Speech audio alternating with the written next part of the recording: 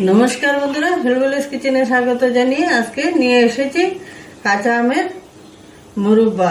তাই আপনারা তো মুরব্বা অনেকেই খেয়েছো, কাঁচা আমের মুরব্বা খেয়েছো কিনা জানি না, তাই আমি কাঁচা আমের মুরব্বা বানাবো। আপনারা সঙ্গে থাকুন, দেখতে থাকুন।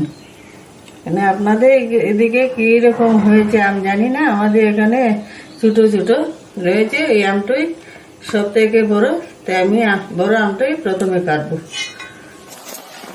প্রথমেই খোসা ছাড়িয়ে নেব।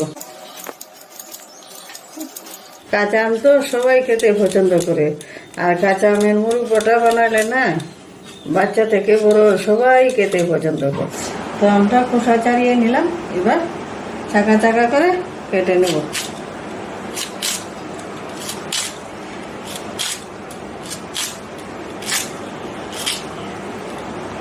এইভাবে চাকা চাকা করে কেটে নিলাম। সেরে বিচিগুলো এইভাবে বার করে নেব। কতটা সুন্দর লাগছে, এবার রাখবো। এভাবে সবগুলো আমি আম কাটবো, তার ভিতরে বিচিগুলো বের করে নেব। তবে আমি সবগুলো আম কেটে নেব। তো সবগুলো আম আমি একই রকমে কেটে নিলাম। এবার সিদ্ধ হতে দেব। কড়াই বসিয়ে দিয়েছি, কড়াইয়ে জল দিয়ে দেব। আমগুলো সব সিদ্ধ করে নেব। তো জাল উঠে গেছে, হালকা করে একটু সিদ্ধ করব, সিদ্ধ করে নামিয়ে নেব। সিদ্ধ হয়ে গেছে, এবার নামিয়ে নেব।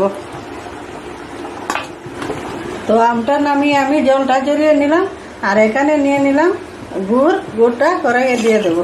অল্প করে একটু জল দিয়ে দেবো, নাড়াচাড়া দিয়ে দেবো। গুড়টা অল্প গলে আসছে, এবার চিনিটাও দিয়ে দেবো। চিনি আর গুড়ে একসঙ্গে জাল করে নেব।